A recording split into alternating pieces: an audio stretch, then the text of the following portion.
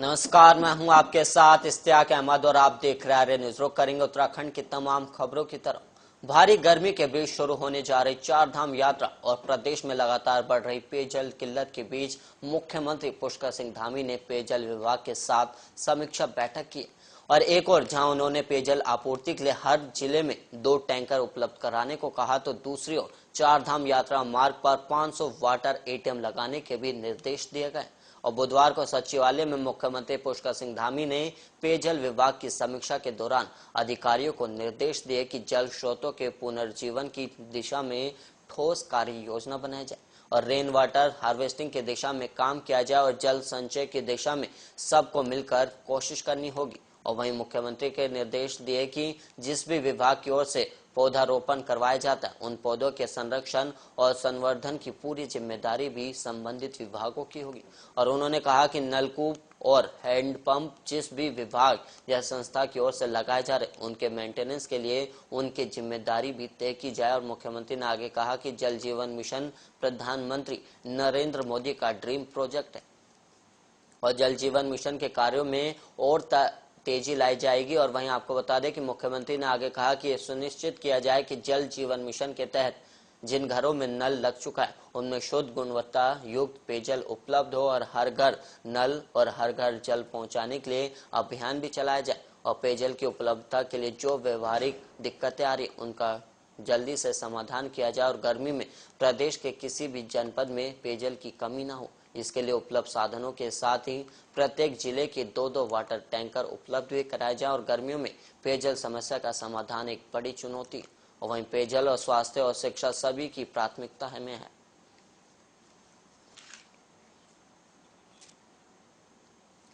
और पूर्व मुख्यमंत्री हरीश रावत ने राज्य में निजी स्कूल खोलने के लिए भूमि और सुविधाएं दिए जाने की शिक्षा मंत्री डॉक्टर धन सिंह रावत के निर्णय की तारीफ की और रावत ने कहा कि उन्होंने भी अपने कार्यकाल के दौरान ऐसा ही कोशिश की थी लेकिन काफी हद तक वो सफल नहीं हो पाया। और अपने फेसबुक पेज पर हरीश रावत ने कहा कि यूं तो डॉक्टर धन सिंह रावत का कोई काम शाबाशी के लायक नहीं है लेकिन इस काम के लिए वो उन्हें शाबाशी देते हैं और उन्होंने ये कोशिश साल 2015 से 16 में की थी और पर्वतीय और ग्रामीण क्षेत्रों में शिक्षण संस्थाओं और चिकित्सालयों को स्थापित करने के लिए आगे आने वाले लोगों को हमने सरकारी जमीन और 33 साल की लीज पर और निजी जमीन उन्हें खरीदने की अनुमति देने की बात कही थी। इसके लिए लीजिंग पॉलिसी भी बनाई गई थी और इसमें स्कूलों और शिक्षण संस्थानों में करीब 30% सीटें राज्य के लोगों और 10% सीटें निकटवर्ती क्षेत्रों के लोगों के लिए आरक्षित करने की प्रावधान किया था और इसके साथ ही तृतीय और चतुर्थ श्रेणी के पदों पर स्थानीय लोगों को रखे जाने का प्रावधान भी किया था। और इस पॉलिसी के तहत पोखड़ा में एक विश्वविद्यालय, सतपुतली के ऊपर एक पॉलिटेक्निक और नैनीसार अल्मोड़ा में एक नामचीन प्राइवेट स्कूल भी आया था और नैनीसार को लेकर विरोध हो गया और विवाद हाईकोर्ट तक गया जो अभी भी लंबित है और सरकार ऐसा कोई प्रयास करती है तो लीजिंग पॉलिसी आदि बंद करके तैयार है। और ग्रामीण अंचल के उच्च पहाड़ी क्षेत्रों से पलायन का एक बड़ा कारण उचित शिक्षण संस्थाएं न होना और अच्छे चिकित्सालय न होना भी रहा है और अगर निजी क्षेत्र शिक्षा और चिकित्सा के क्षेत्र में आता है तो प्रोत्साहन देना राज्य के हित में है।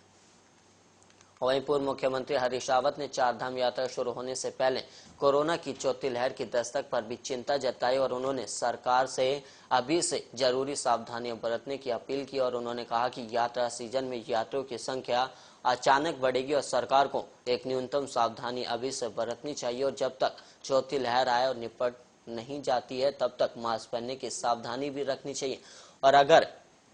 संक्रमण बढ़ गया तो ऐसी हालत में यात्रा रोकनी पड़ेगी और पर्यटकों के आने पर नियंत्रण रखना पड़ेगा और ये स्थितियां राज्य की अर्थव्यवस्था के लिए अच्छी नहीं होंगी। इसलिए अभी से एक सावधानी बरतने का अभियान चलाया जाए और इसके साथ ही उन्होंने मुख्यमंत्री के सत्यापन पर भी दिए बयान पर कहा कि हम पूरी निष्ठा और श्रद्धा से अपने धर्म का पालन करें और दूसरा भी अपने धर्म का निर्विघ्न तरीके से पालन कर सके, इसका भी हमें ध्यान रखा जाना चाहिए। और वहीं उत्तराखंड छोटा राज्य, अगर यहाँ का मिजाज बिगड़ गया तो हमारी आजीविका पर, विशेष तौर पर पर्यटन से जुड़ी हुई आजीविका पर दूरगामी को असर भी पड़ेगा और हमें प्रत्येक स्थिति में परस्पर सौहार्द बनाए रखना है। और वहीं उत्तराखंड में जारी बिजली संकट को लेकर नेता प्रतिपक्ष यशपाल आर्य ने सरकार को कटघरे में खड़ा कर दिया और वहीं गुरुवार को आर्य ने कहा कि विधानसभा चुनाव के दौरान जनता के 24 घंटे बिजली देने का वादा पूरी तरह से फेल साबित हो गया है और परीक्षाओं के दौरान बिजली कटौती से छात्र से परेशान तो है ही और किसानों को भी बिजली की कमी के कारण खेतीबाड़ी में समस्या आ रही और वहीं उद्योगों पर भी बिजली कमी होने से उद्योग जगत भी प्रभावित है और नतीजा ये है कि बेरोजगारी और महंगाई भी बढ़ने लगी। और वहीं यशपाल आर्य ने आगे कहा कि बीजेपी ने चुनाव के वक्त बहुत बड़े बड़े वादे किए थे और कहा था कि महंगाई, बेरोजगारी, भ्रष्टाचार घटाएंगे, लेकिन हुआ कुछ भी नहीं और उल्टे बीजेपी ने दोबारा सत्ता में आते ही आम जनता का उत्पीड़न शुरू कर दिया और बिजली के दाम में बढ़ोतरी इसका सबसे बड़ा उदाहरण है। और सरकार ने बिजली के दाम तो बढ़ाए ही हैं और साथ ही भीषण गर्मी में घंटों घंटों की कटौती भी शुरू कर दी।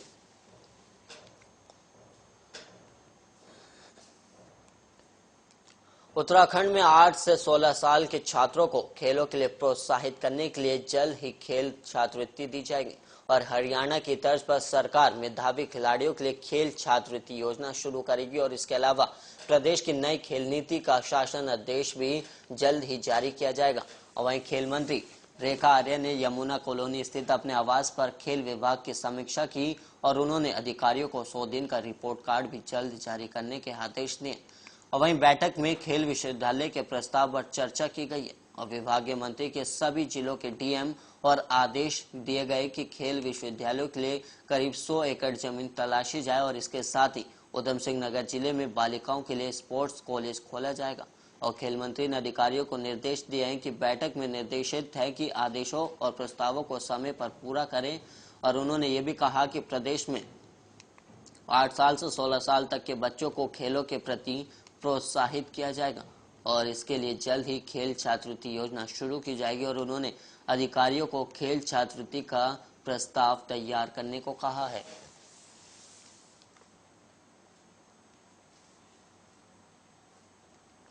वहीं उत्तराखंड में बिजली कटौती से उद्योगों में लोग परेशान हैं और आपको बता दें कि औद्योगिक क्षेत्रों में रात को करीब 6 से 7 घंटे तक की बिजली कटने लगनी है और वहीं उद्योगों को करीब 40% तक का उत्पादन का नुकसान भी हो रहा है। और वहीं औद्योगिक संगठनों का कहना है कि सरकार और ऊर्जा विभाग की ओर से रोस्टिंग का कोई समय तय नहीं किया गया, जिससे उद्योगों को आर्थिक रूप से नुकसान उठाना पड़ रहा है और उन्होंने चेताया कि बिजली आपूर्ति का यही हाल रहा तो प्रदेश में निवेश करने के बजाय उद्योग पलायन करने के लिए मजबूर हो जाएंगे।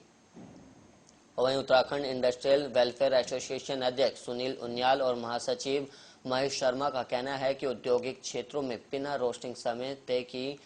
रात्रि शिफ्ट में 6 से 7 घंटे तक की बिजली कटौती की जा रही है और मुख्यमंत्री के पास ऊर्जा विभाग है, इसके बावजूद भी रोस्टिंग का समय तय नहीं किया गया। और वहीं एसोसिएशन का कहना है कि ऊर्जा विभाग बिजली की मांग पूरी करने में असमर्थ है तो उद्योग को पहले बताया जाए कि किस दिन कितने घंटे बिजली कटौती रहेगी, जिससे उद्यमी उस दिन अपना उद्योग बंद रख सकें। और कहा कि बिजली कटौती से उद्योगों को करीब 40% उत्पादन का नुकसान हो रहा है और बिजली आपूर्ति का यही हाल रहा तो उद्योग को पलायन करने के लिए मजबूर होना पड़ेगा और साथ ही प्रदेश में कोई भी निवेशक उद्योग नहीं लगाएगा और रोजाना करीब 15 मिलियन यूनिट बिजली खरीदनी भी पड़ रही और बुधवार को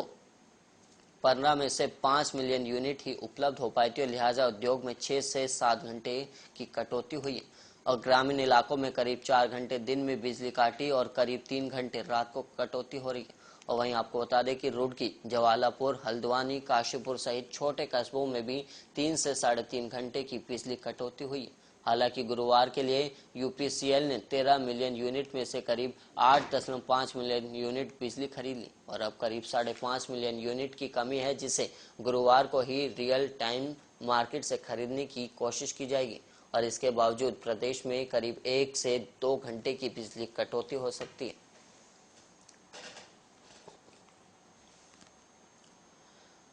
वहीं हाईकोर्ट ने 2010 में हरिद्वार में हुए पुस्तकालय घोटाले के मामले में दायर जनहित याचिका पर सुनवाई के बाद तत्कालीन विधायक मदन कौशिक को 4 हफ्ते के अंदर जवाब दाखिल करने के निर्देश दिए। और वहीं सुनवाई के दौरान याचिकाकर्ता ने कहा कि अभी तक पुस्तकालयों का संचालन नहीं हुआ है, जबकि सरकार की ओर से कहा गया कि पुस्तकालयों का संचालन करीब 2019 में ही हो गया था। वहीं कार्यवाहक मुख्य न्यायाधीश संजय कुमार मिश्रा और न्यायमूर्ति आरसी खुलवे की खंडपीठ के समक्ष मामले की सुनवाई हुई और देहरादून निवासी सच्चिदानंद डबराल ने हाईकोर्ट में जनहित याचिका दायर कर कहा था कि 2010 में तत्कालीन विधायक मदन कौशिक ने विधायक निधि से करीब 1.5 करोड़ की लागत से 16 पुस्तकालय बनाने के लिए पैसे आवंटित किया था और पुस्तकालय बनाने के लिए भूमि पूजन से लेकर उद्घाटन तक की फाइनल पेमेंट कर दी गई थी, लेकिन आज तक धरातल पर किसी भी पुस्तकालय का निर्माण नहीं किया गया। और वहीं आरोप था कि विधायक निधि के नाम पर विधायक ने तत्कालीन जिला अधिकारी, मुख्य विकास अधिकारी और ग्रामीण निर्माण विभाग के अधिकारी और अधिशासी अभियंता के साथ मिलकर बड़ा घोटाला किया है।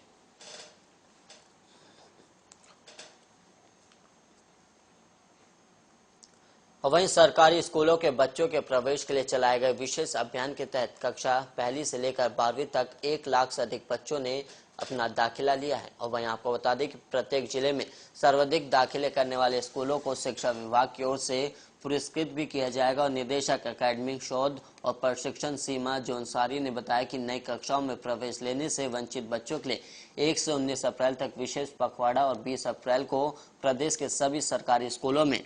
प्रवेशोत्सव मनाया गया और जिसमें प्राथमिक स्तर में करीब 45,000 बच्चों ने प्रवेश किया है, जबकि उच्च प्राथमिक में 35,000, माध्यमिक स्तर में 21,000 और इंटरमीडिएट में 6700 बच्चों ने नया प्रवेश लिया। और उन्होंने बताया कि विभाग की ओर से नए प्रवेश प्रत्येक विकासखंड में प्रभारी भी नियुक्त किए गए थे।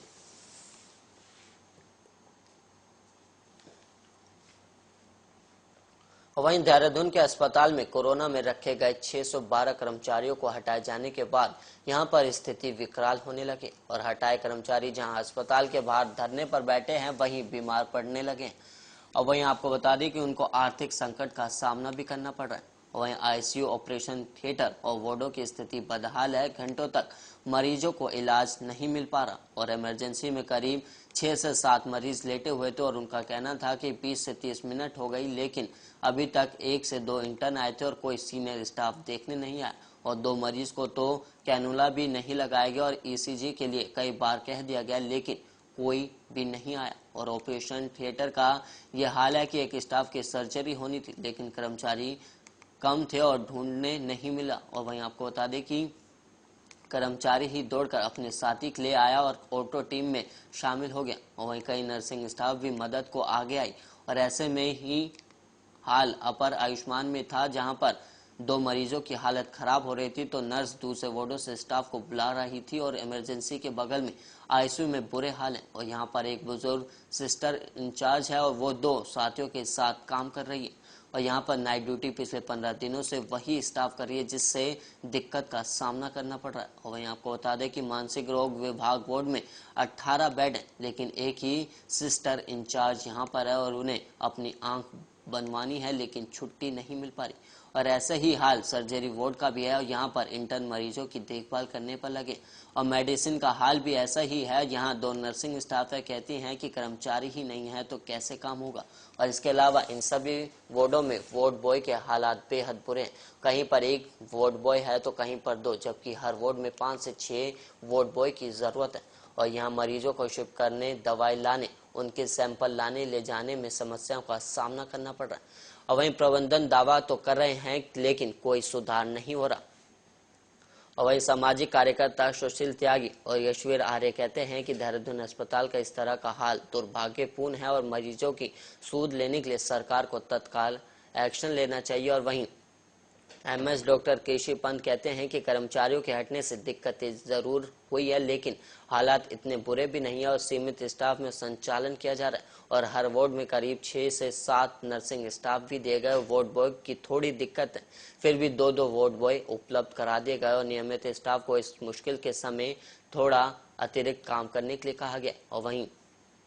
अतिरिक्त स्टाफ की व्यवस्था के लिए लगे हुए हैं और 26 बेड का आईसीयू, 15 बेड का सर्जरी आईसीयू और 35 बेड का पीआईसीयू संचालित किया गया और गंभीर मरीजों को दिक्कत न आए इसके लिए विशेष निर्देश भी दिए गए। और कर्मचारियों की कमी से दवा लेने वाले लोगों को 1.5 घंटा लाइन में खड़ा होना पड़ा। और वहीं आपको बता दें कि खून की जांच के लिए लोगों को भटकना पड़ रहा है। और इसके अलावा आपको बता दें कि इमरजेंसी से कई मरीज स्टाफ की कमी की वजह से लौटाए जा रहे हैं।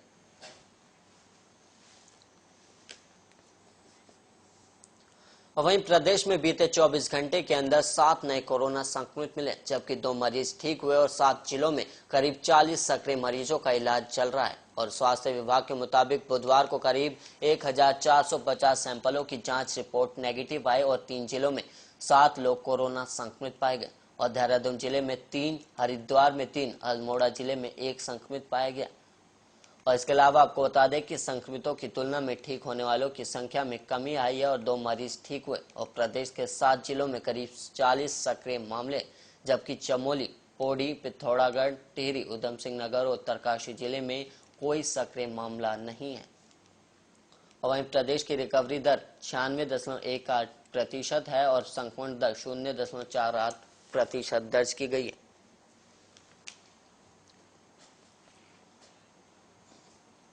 नैनीताल में मैदानी क्षेत्रों में जहां एक और लगातार गर्मी पड़ने से लोगों को परेशानी का सामना करना पड़ रहा है, तो वहीं नैनीताल में गुरुवार की सुबह से ही बादल छाए हुए हैं और वहीं जिससे लोगों को गर्मी से राहत मिली और दोपहर नगर में आपको बता दें कि ठंडी हवाएं चलने लगी, जिससे मौसम सुहाना बना रहा। और नगर में सुबह से ही पर्यटक नैनी झील में नौकायान का लुत्फ उठाया और साथ ही दर्शनीय स्थलों में पर्यटकों की भीड़ भाड़ भी रहे। और मौसम विज्ञान केंद्र के प्रभारी प्रताप सिंह बिष्ट के मुताबिक अधिकतम तापमान 28 और न्यूनतम तापमान 18 डिग्री सेल्सियस दर्ज किया गया है।